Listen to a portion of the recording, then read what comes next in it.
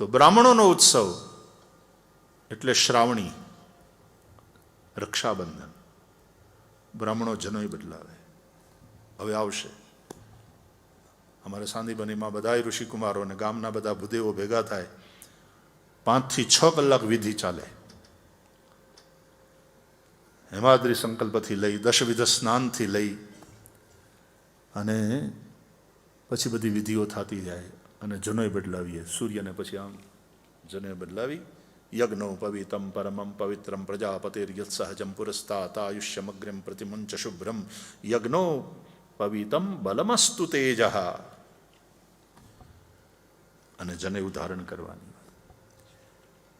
જનોઈ secret thread और वो पवित्र धागा, वो पवित्र सूत्र द्विजवर्ण जेने धारण करे एना पाछा 9 तंतु होय, एमां पाछा 3 ग्रंथि होय, 9 तंतुमां 9 देवताओनुं आवाहन होय. ए 3 नो पाछो एक बनाववामां आवे ने एवा 3 एक जनोईमां होय धागा. જોઈ છે ને જનોઈ? દેખાડું? રહેવા દો. એમાં 3 ધાગા હોય.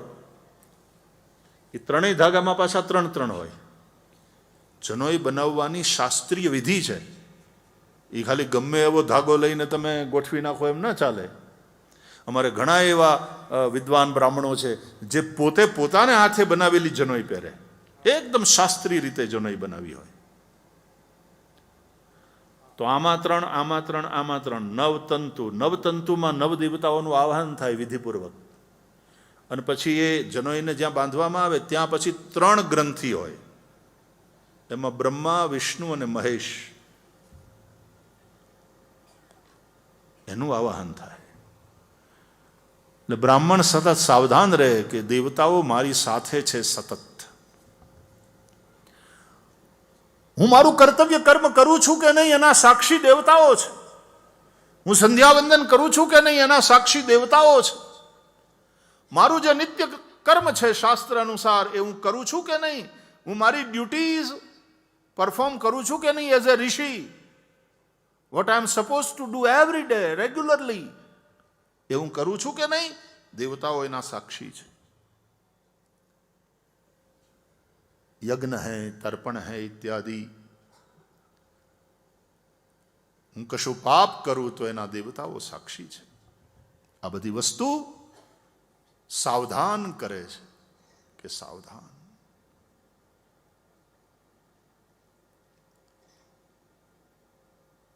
અત્યારે નથી ઓલા કહેતા you are under CCTV surveillance. શું કે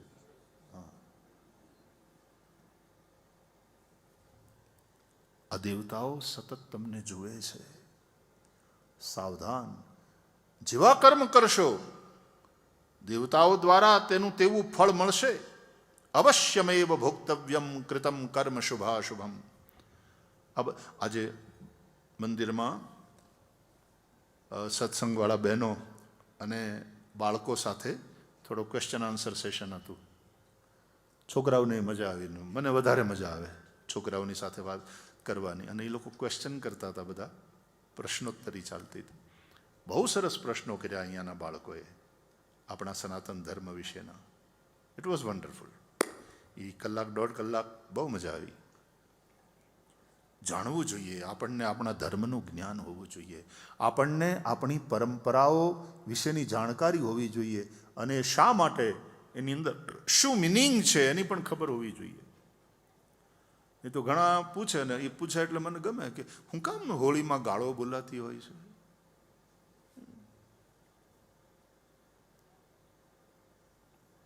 અહીંયા તો હવે ધીમે ધીમે આપણે નથી, અને કોઈ ઠેકાણે હવે શહેરોમાં તો બહુ નથી થતું, પણ નહીં તો ગામડામાં તો મેં જોયું.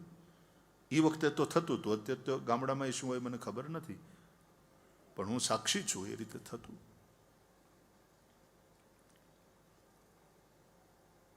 તો બ્રાહ્મણોને માટે શ્રાવણી એ સૌથી મહત્વપૂર્ણ ઉત્સવ છે. બ્રાહ્મણોને માટે શ્રાવણી છે એ દિવાળી છે. અને પછી બ્રાહ્મણો યજમાનને પણ રાખડી બાંધે. ગુરુ શિષ્યને રાખડી બાંધે, બહેનો ભાઈને રાખડી બાંધે. યે ન બધ્ધો બલિ રાજા દાનવેન્દ્રો મહાબલ તેન ત્વામ પ્રતિબધ્નામી રક્ષે માચલ માચલ. આવું બોલાય. બહેનો ભાઈને રાખડી બાંધશે. હમણાં આવવાનું હોય રક્ષાબંધન. બહેનો રાખડી તૈયાર રાખજો અને ભાઈઓ શિલિંગિયા તૈયાર રાખજો. પણ શિલિંગિયા તો આપજો જો બહેનો આ શ્લોક બોલીને રાખડી બાંધે. ને આમ તમે હસતા હસતા આમે બહેનો ભાવથી બોલતા હોય કે ભગવાન મારા ભાઈની 12 મહિના અને 30 દિવસ રક્ષા કરે. પણ એક શ્લોક શીખવા જેવો છે. બહેનો બોલો.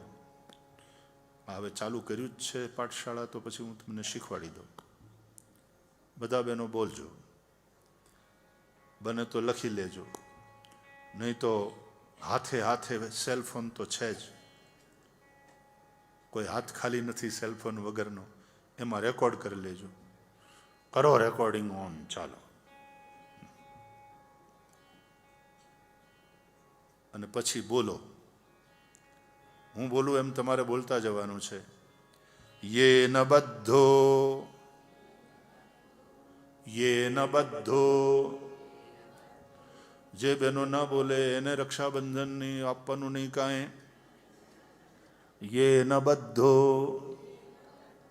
બલિરાજા બલિરાજા દાનવેન્દ્રો દાનવેન્દ્રો મહાબલઃ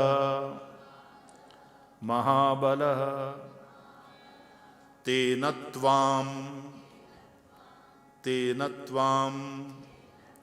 પ્રતિબધ્નામી પ્રતિબધ્નામી રક્ષે માચલ માચલ રક્ષે માચલ માચલ. રક્ષે હે રક્ષા. જેમ સીતાનું સંબોધન કરો તો હે સીતે, રાધાનું રાધે, એમ રક્ષાનું રક્ષે. હે રાખડી માચલ માચલ. જેનાથી બલિરાજા બંધાયા. દાનવેન્દ્ર મહાબલવાન બલિ. લક્ષ્મીજીએ રાખડી બાંધેલી ને બલિરાજાને, ત્યારથી તો આ રક્ષાબંધનનો તહેવાર ચાલુ થયો. અને પોતાના પતિ ભગવાન નારાયણને છોડાવ્યા હતા. તો એ રક્ષાથી ભૈલા હું તને આ રાખડી બાંધીને તારી રક્ષા કરું છું.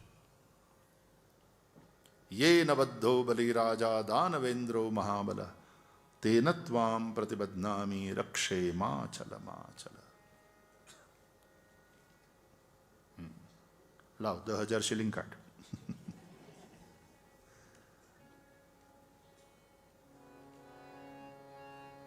રક્ષાબંધન હોય તો બેન રાખડી બાંધવા આવે, અને ભાઈ બીજ હોય તો ભૈલો બેનને હાહરે જાય, બેનને ઘેર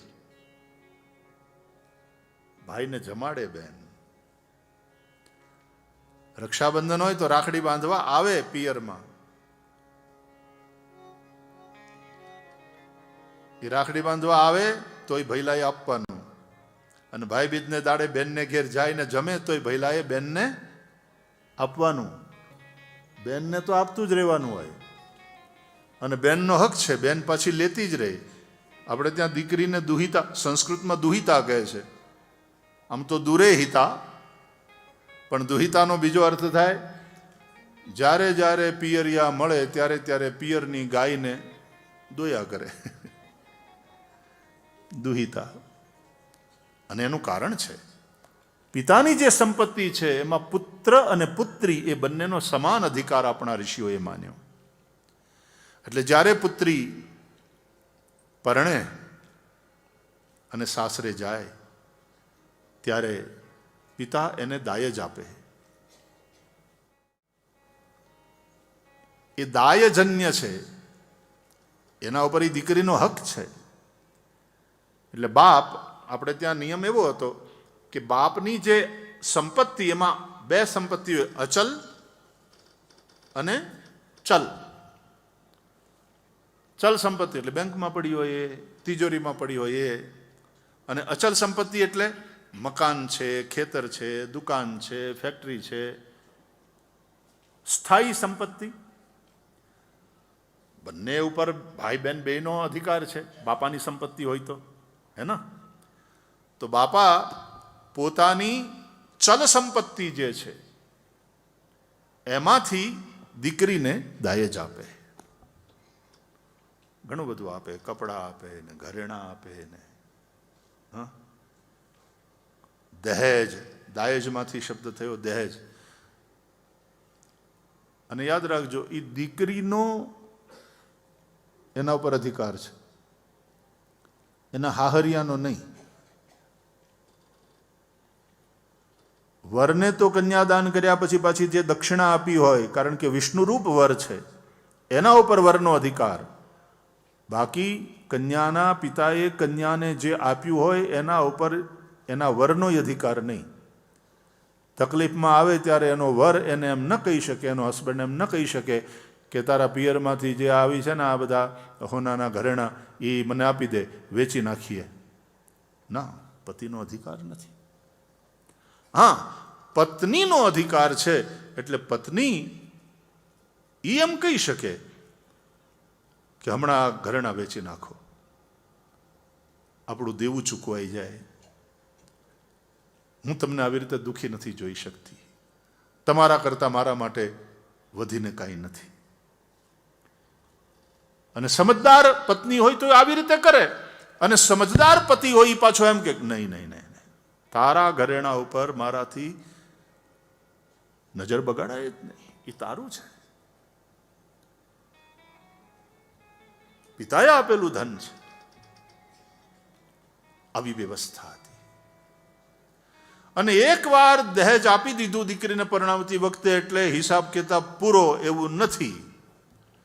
ઋષિઓએ એવી વ્યવસ્થા કરી કે હજી પણ એ દીકરીઓનો હક, આ જે પૈતૃક સંપત્તિ છે, સ્થાયી સંપત્તિ છે, રિયલ એસ્ટેટ છે, એમાં પણ હજી એ દીકરીનો ભાગ છે. ભાઈ પોતાનો હિસ્સો અને ટોટલ જે રિયલ એસ્ટેટ છે એનું ધ્યાન રાખે છે, સંપત્તિને વધારે છે, પણ હજી ભાઈએ પણ સમજવાનું છે કે મારી બહેનનો આમાં ભાગ છે. એટલે રક્ષાબંધનમાં રાખડી લઈને આવે અને ભાઈ રાજી રાજી જાતી થઈ જાય બહેનને, ત્યારે આપે.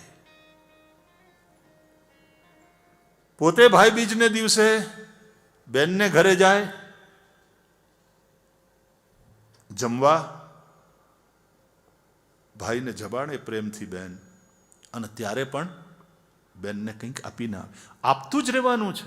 પિયરની ગાય એને દોતી રહે છે, એ દુહિતા છે. દીકરી દુહિતા છે. પિયરની ગાયને દોવાનો એને અધિકાર છે, દૂધ ઉપર એનો અધિકાર છે. અને આ રીતે એ બેનનું કનેક્શન અને ભાઈ બહેનનો પ્રેમ સતત બની રહે એવી એક સરસ વ્યવસ્થા આપણા ઋષિઓએ અને આપણા વડીલોએ ઊભી કરેલી. અને આખા વર્ષમાં પાછી વચ્ચે વચ્ચે છોકરાઓને લઈને રોકાવા આવે. જ્યારે જ્યારે પિયરમાં આવે તો અઠવાડિયું 15 દિવસ રોકાય, અને રોકાયા પછી જ્યારે પાછી જાય ત્યારે ભાભીઓની આંખમાં આંસુ હોય કે બેન ઓછામાં ઓછું તમારે વર્ષમાં 2 વાર તો આવવું જોઈએ. 15 દિવસ તમે આવો છો તો કેટલું સારું લાગે છે, કેવી મજા આવે છે. ભાભીઓની આંખમાં આંસુ હોય. અને એ જ્યારે પાછી જાય ને પિયરમાં, એના સાસરે, ત્યારે વળી પાછા એને ખૂબ અનાજ આપે, એને હાડીઓ આપે, એને દીકરી રાજી થઈને જાય, ખૂબ આશીર્વાદ આપીને જાય. અને મેં ગામડામાં જોયું છે કે બાપા એમ કહે કે બેટા દાણા થયા છે, તલ બહુ થયા છે, તું તલ લઈ જા આ વખતે. એટલે બળદગાડું જાતું હોય ને દીકરીને લઈને પાછું એને હારે મૂકવા, તો આખી એક ગુણ ભરીને તલ એ આપે.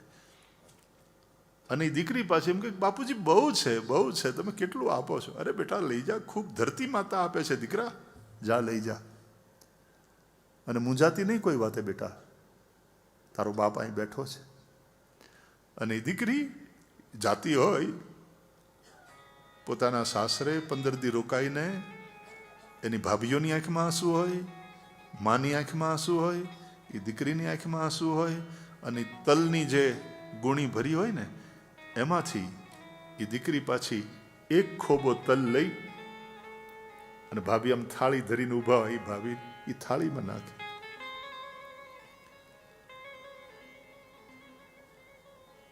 એટલા માટે ભૈલાને કે ભૈલા આવતી સિઝનમાં આ વાવજે. એ વાવવાના દાણા આપીને જાય અને ઈ બીજ બને, એને હાંચવીને રાખી મૂકે કે આમાં દીકરીના આશીર્વાદ છે. એ દાણા પાછા ખેતરમાં વાવે એટલે ધન ધાન્ય વળી પાછું સમૃદ્ધ થાય દીકરીના આશીર્વાદથી. એક સ્વસ્થ સમાજ જેમાં પરસ્પર પ્રેમ. અત્યારે આપણે સંબંધોને બગાડી નાખ્યા. માત્ર લેતી દેતી જ મહત્વની થઈ ગઈ. કેન્દ્રમાં પ્રેમને બદલે પૈસો આવી ગયો. પામવાની વાત એક બાજુ રહીને પડાવી લેવાની જ વાત. હવે દેવાનું કોઈ નથી સમજતા, સામેવાળા કેમ કઢાવવું એની વૃત્તિ. અને દરેક ક્ષેત્રમાં, ધર્મના ક્ષેત્રમાં અનફોર્ચ્યુનેટલી કેમ કઢાવવું એ વૃત્તિ થઈ ગઈ.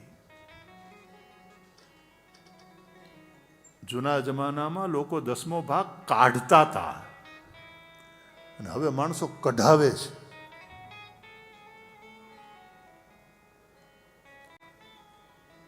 ભય દેખાડીને અથવા તો બીજી રીતે લાલચ દેખાડીને, મોટા કરીને, વખાણ કરીને કઢાવે. કોક કઢાવે એના કરતા આપણે કાઢીએ 10મો ભાગ, એમાં આપણી મોટાઈ છે. અને એ રીતે જે દાન થાય, એ રીતે જે ત્યાગ થાય, એ દાનથી આપણું ધન શુદ્ધ થાય, એ ત્યાગથી આપણને શાંતિ મળે. ત્યાગાચ્છાંતિરનંતરમ. આ શાંતિ કોઈ બજારમાં વેચાતી મળતી નથી. અને જો તમારા જીવનમાં શાંતિ છે તો જ તમે સુખી છો. અશાંતસ્ય કુતઃ સુખમ. તો આવા સંબંધો હતા ભાઈ બહેનના. રક્ષાબંધન તો બ્રાહ્મણોને માટે આ શ્રાવણી એ અત્યંત મહત્વપૂર્ણ. એ દિવાળી. ક્ષત્રિયોને માટે દશેરા એ દિવાળી. ક્ષત્રિયોને માટે સૌથી મહત્વપૂર્ણ ઉત્સવ દશેરા.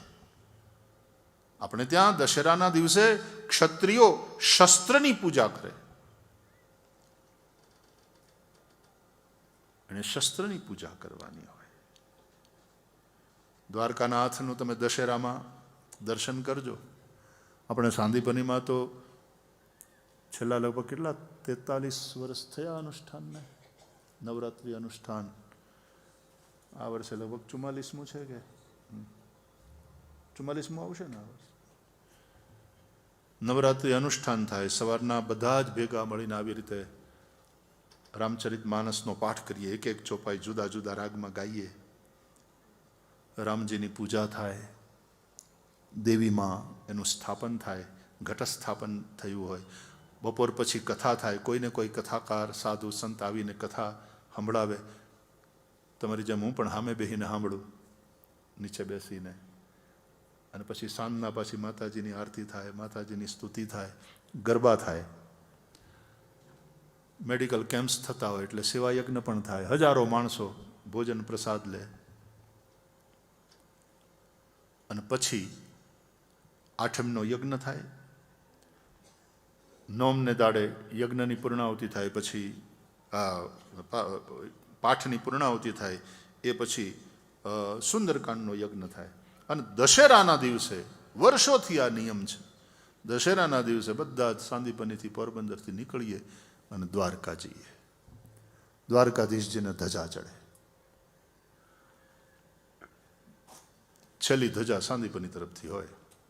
પછી આખી રાત હાંજના ફરકાવી હોય, હવાર સુધી ફરકતી.